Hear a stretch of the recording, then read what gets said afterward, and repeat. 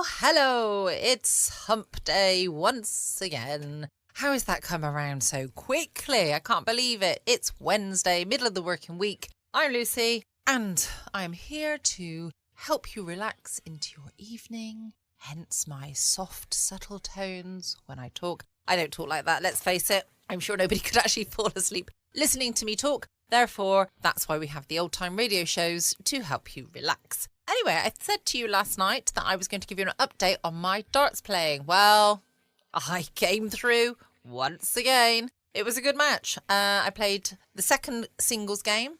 I not only won my particular game, but I also achieved the highest score of the evening as well, of 115. So I shall take that. And I'm very pleased with it. Very pleased with it indeed. And we did win our overall game last night. I'm not sure what that means. I've not been playing with the team long enough to actually establish what that means in terms of the league or monetary prizes or anything. Apparently there are monetary prizes, but I don't know what that is as yet. But it was a good game, and it was a nice night seeing the girls and having a catch up and a chat. So it was a lovely evening. But there we go. Today was the last day of my project in work, and it has been a very successful week. So I'm very pleased with how it's gone. I am exhausted, I have to say. I have had early mornings and relatively late nights every day this week. Well, I say every day, 3 days. But that's far too much work for one person to do.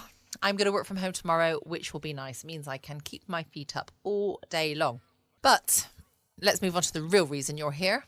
And that is the fact that Wednesday night means adventure with insurance investigator Johnny Dollar. This is an episode called The Silver Bell Matter, and it was first broadcast on the 13th of October in 1957. From Hollywood, it's time now for... Johnny Dollar. George Reed here. Well, hi, George. Haven't heard from you in a long time. Skip the formalities, Johnny. I have a problem. You and everybody else. $25,000 problem, possibly $50,000. Double indemnity clause, huh? Right. Who's insured? Name is Mercedes Crabtree. Crabtree? Elderly woman, lives out in Montana. Uh-huh. And how long has the policy been in effect? Almost 30 years. And you're crying because you have to pay it off? Well, that's it, Johnny. We aren't sure. What? A few days ago, somebody took a shot at her. They missed. But, Yeah? well, last night, she disappeared.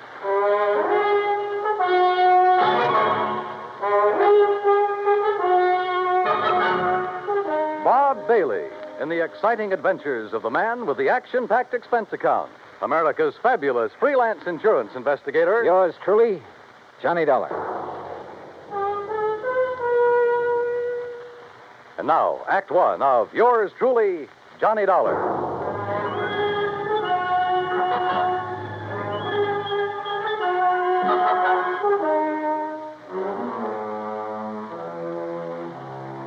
Expense account submitted by Special Investigator Johnny Dollar to Floyd's of England, American Branch Office, Hartford, Connecticut. Following is an account of expenses incurred during my investigation of the Silver Bell matter, spelled B-E-L-L-E. Expense account item 185 cents, taxi from my apartment to George Reed's office. He was on his feet waiting for me. His suit looked like he'd slept in it. Close the door, Johnny. Yeah, sure. Johnny, I'm not going to mince words with you. This one's important, not only to me, but to Floyd. Oh, how come? Because Mrs. Crabtree was one of our first American clients, and because Murdoch Morton sold her that policy. Murdoch Morton, who dat? My goodness, Johnny, Mr. Morton's the president of our company. You should know that by now. Oh, yeah, I suppose I should. Yes.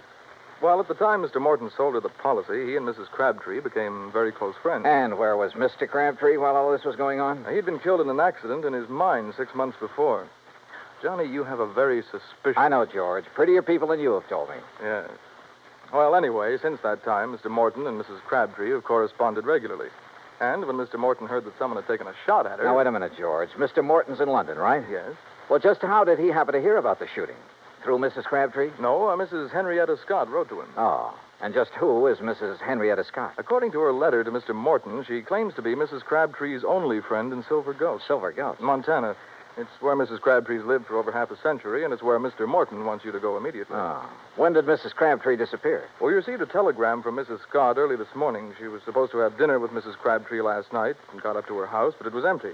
Well, she waited until midnight, checked again this morning, then wired us. Who's the beneficiary on that life policy, George? Doesn't mean a thing. No? Why not? Well, only a couple of people know the policy exists. Also, the beneficiary happens to be Mrs. Crabtree's favorite charity. Good luck, Johnny. Oh, thanks, pal. I'm going to need it.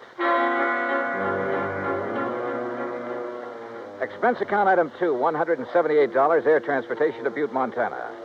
Item 3, $14.90, bus fare, Butte to Silver Gulch. Like George had said, it wasn't much of a town. I checked into the Silver Queen Hotel, rented a battered Model T, and drove out to the home of Mrs. Henrietta Scott.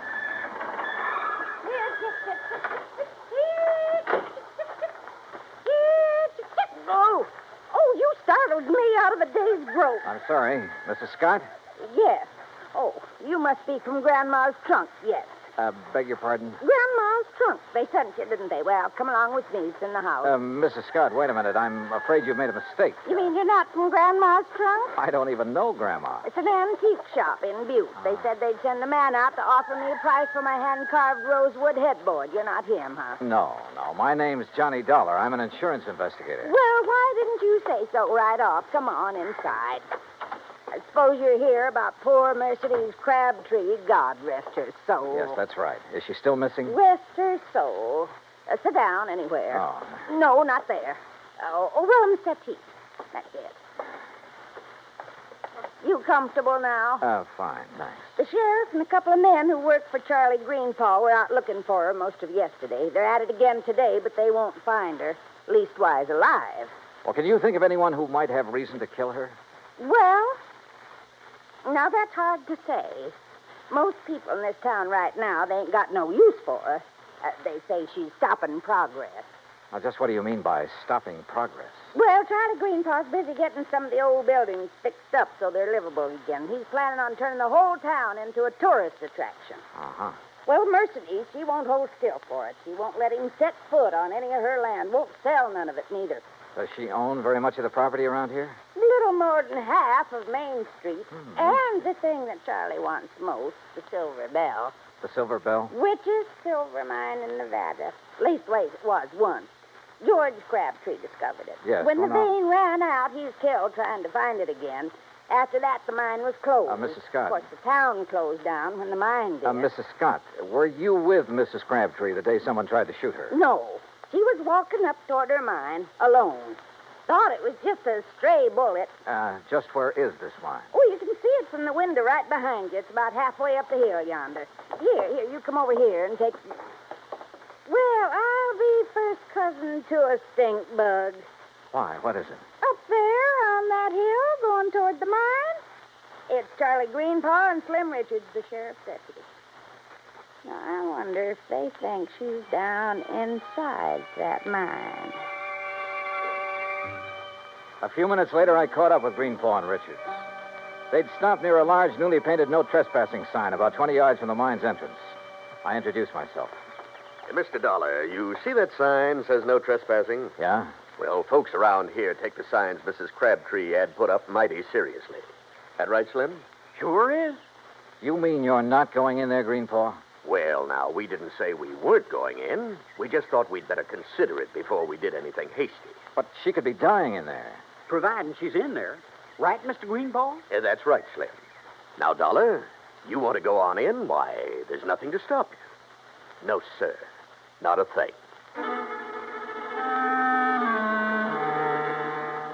I left daylight behind as I followed the narrow tunnel deep into the side of the hill. About 50 yards down, the tunnel branched off in two different directions. I stopped for a moment, then took the one to the right. I hadn't gone 10 feet when it happened. Holy jump.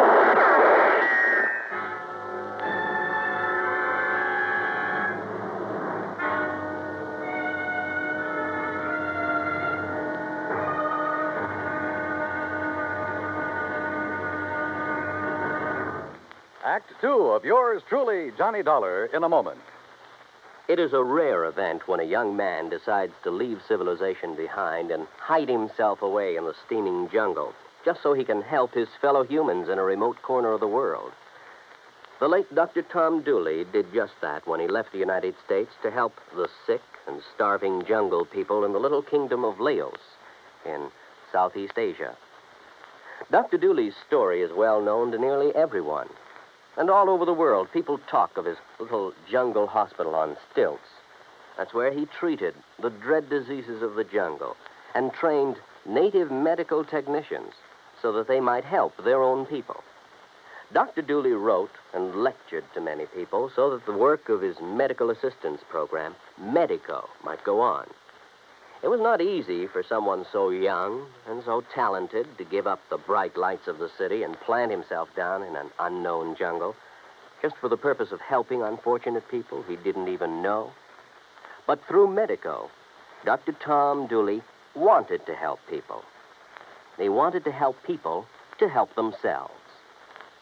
Today, the work of Medico is going forward in a number of countries besides Laos. Young men are being sent to the United States to be schooled in medicine with the idea of returning to their own countries to help their own people. Hundreds of thousands of dollars worth of medical supplies have been donated by American businessmen and pharmaceutical companies. Today, Dr. Tom Dooley's work is being continued for him. It is helping to create better understanding. It is an injection of the spirit of freedom, the right of all men everywhere. And now, Act Two of yours truly, Johnny Dollar and the Silver Bell Matter.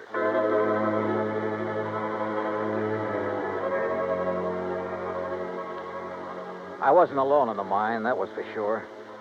But whoever was in there with me wanted to be alone and resented the intrusion.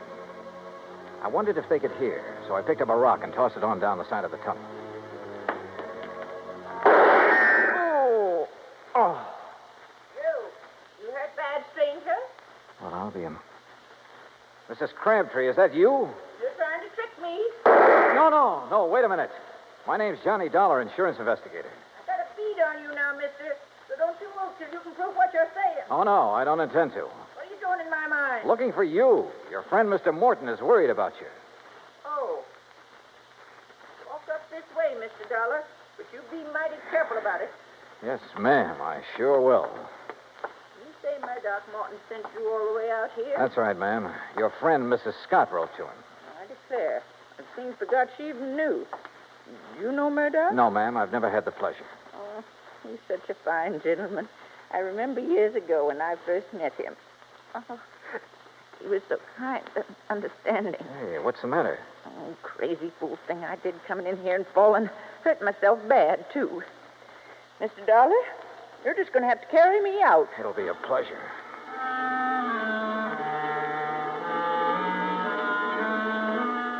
She couldn't have weighed more than 80 pounds, 6-shooter and all.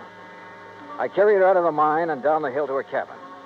I had just finished making her as comfortable as I could when Mrs. Scott arrived. Oh, dear. Oh, you poor old dear thing. You ever hear such thick garbage, Mr. Dollar? Woman, stop looking like you buried me yesterday and run and get the doctor to take care of my ankle. Your ankle? Well, what's the matter with it? Well, it's busted. Ooh. Now, why do you think Mr. Dollar had to carry me? Oh, dear. Is there a doctor in Silver Gulch? Doc Weaver, he's pretty old, Oh, but he's he's... doctored me for almost 40 years. Go get him, Henrietta, before I get mad at you for tattling to Miss Morton. Yes, dear, yes. Yes, I'll do it. I'll do it right now. Now then, Mr. Dollar, you come over and sit by me. Keep company till the doc gets here. Yeah, sure. Hey, you know, you really ought to rest. Why don't you start asking me questions, Mr. Dollar? You came all the way out here to do that, now, didn't you? Well, there are a few things I'm curious about. Like what? Well, for one thing, why you took those shots at me in the mine. What, you might be one of Charlie Greenpaw's friends. Oh, he's the man who's trying to buy your mine, isn't he? But I ain't going to sell it. No, sir. No matter how much he offers. You believe the mine could be worked again someday?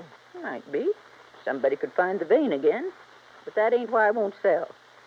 It's because my husband, he's buried in there, Mr. Dollar. Him and the others that were caught in that cave-in. Oh, I see. I've told them all. If they set one foot on my property, I'm going to shoot first and ask questions later. Aren't you afraid someone might shoot back one of these days? Oh, haven't so far. That's not what Mrs. Scott told us. I know what she told her, and she's mistaken. Why, that bullet missed me by a good 2 feet. You don't think it could have been a warning? No, I don't. People in these parts, if they wanted to frighten me, there are better ways of doing it than that. Well, if that's so, I sure hope they don't try any of them.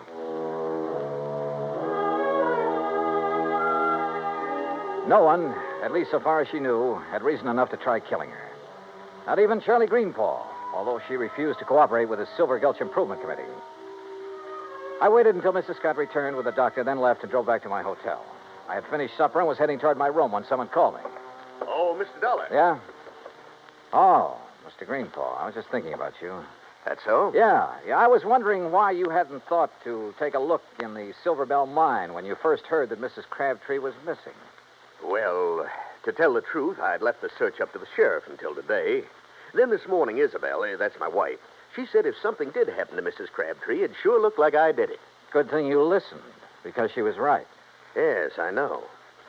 Say, Dollar, I hear Mrs. Crabtree's taking quite a shine to you. Oh, where'd you hear that? Doc Weaver said that's all she talked about. Hey, look, if you'd like to pick yourself up a few $100s, you sure could do it easy. Oh? How's that? Just get the old lady to sell me her mine and the acreage along next to Mrs. Scott's place. Uh-huh. I'd give her full value for both. And that'd come to enough money for her to live on the rest of her life real comfortable. Now, you do that, Dollar, and I'll give you $1,000 cash. You know something, Greenpaw? What's that? I could have been mistaken about you. You want that mine and the land around it real bad, don't you? Sure. I spent a good deal of money fixing up the old buildings here in town. If I can get the Silver Bell and enough land out there to put a dude ranch on, why, this town will be able to make Virginia City look second-rate. Now, what do you say? I don't know. I'll relay your proposition to Mrs. Crabtree. The rest is... What's all the excitement out there? Oh, it sounds like... Miss Greenpaw! What is it, Slim? What's going on? Fire! Miss Crabtree's cabin. It's blazing like fury.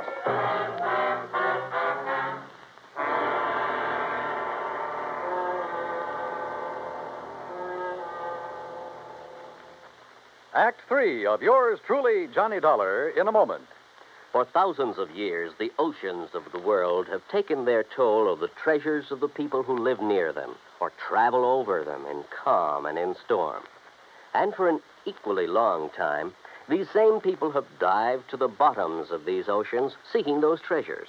Gold, silver, jewels, and emblems of tradition or symbols of history have been the sought-after prizes.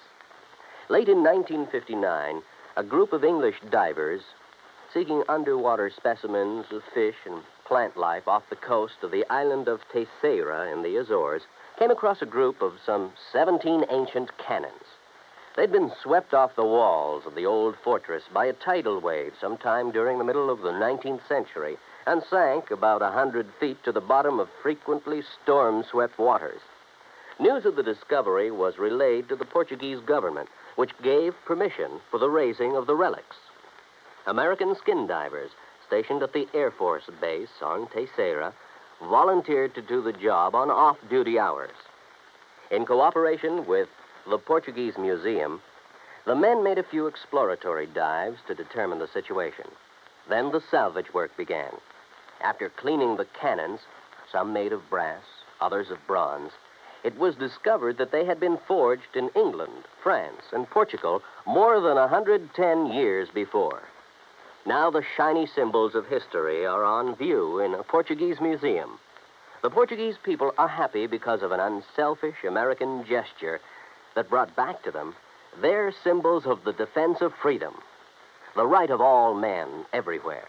And now, Act 3 of yours truly, Johnny Dollar and the Silver Bell Matter.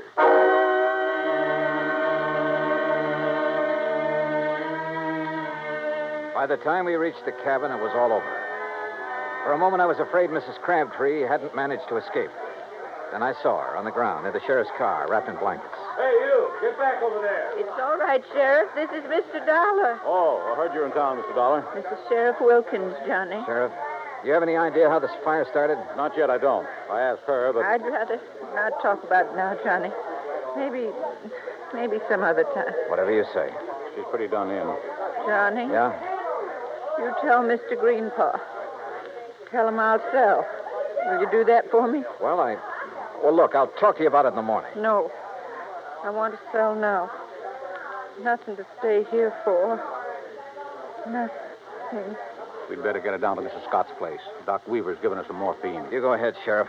I'm going on back to town. Sure. See you later, Dollar. Oh, Mr. Dollar, is she going to be all right? Yeah, I think so. Greenpaw, do you have a map of this area, including all the land you're planning on buying? Not on me. It's down at the office. You want to see it tonight? Yeah, I sure do.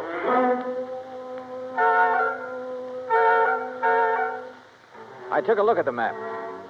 Got a little sick at my stomach. Then drove back to Henrietta Scott's. There was a light on in the front room, so I got out of the car and walked up to the door.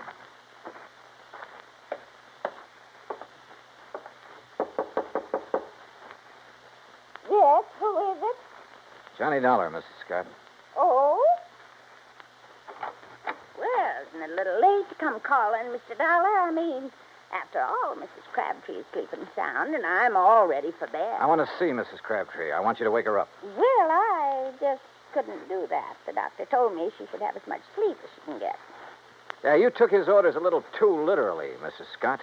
Why, whatever do you mean? I mean trying to burn her house down with her still in it. What? Yes, she trusted you. She thought you were the only person she could trust. Then when she found out different, she decided to sell her land and get away from here. Why, that's a pack of the biggest lies I ever did hear. Now, what reason would I have for wanting to hurt the poor old dear? Money. Money? You own most of the land adjoining the Crabtree property, including that around the Silver Belle. Greenpaw wouldn't buy your land unless he could buy Mrs. Crabtree's. When she refused to sell, you decided to see that property changed hands the hard way. If that's so, why would I be so concerned about her? Now, why would I write Mr. Morton telling him she'd been shot at and then wiring when she disappeared? Why? To protect yourself. You purposely missed her that day. You had to set up your alibi. You've got no proof. No, you're right. I haven't. But Mrs. Crabtree has. She knows who and what started that fire in the cabin. Now, get out of my way. No. Oh.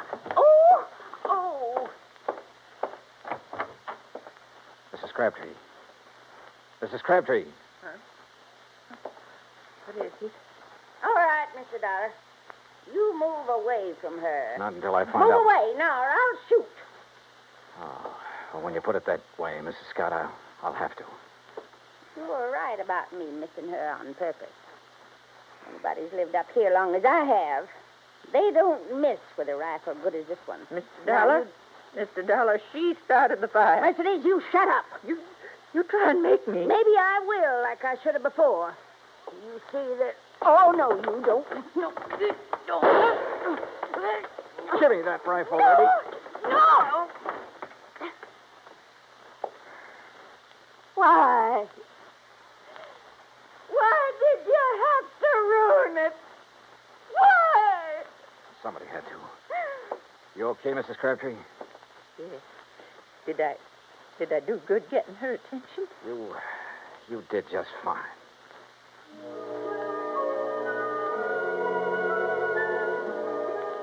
I was ready to leave Silver Gulch the next day, but I stayed over for another week, waiting for a little English gentleman by the name of Murdoch Morton to arrive and claim his bride. Yeah, just about everybody in Montana came to Mrs. Crabtree, Mrs. Morton's wedding. Everybody, that is, but her old friend, Mrs. Henrietta Scott. Expense account total, $317.10. Yours truly, Johnny Dollar.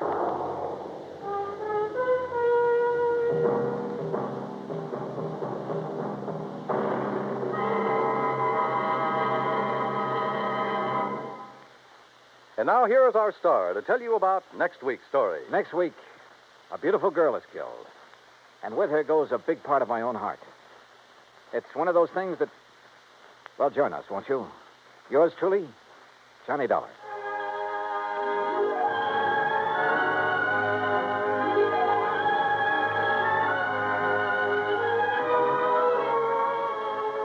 Yours truly, Johnny Dollar, starring Bob Bailey, originates in Hollywood. Written by Charles B. Smith, it is produced and directed by Jack Johnstone. Heard in our cast were Virginia Gregg, D.J. Thompson, G. Stanley Jones, Frank Nelson, Sam Edwards, and Will Wright. Be sure to join us next week, same time and station, for another exciting story of yours truly, Johnny Dollar. This is Dan Coverly speaking.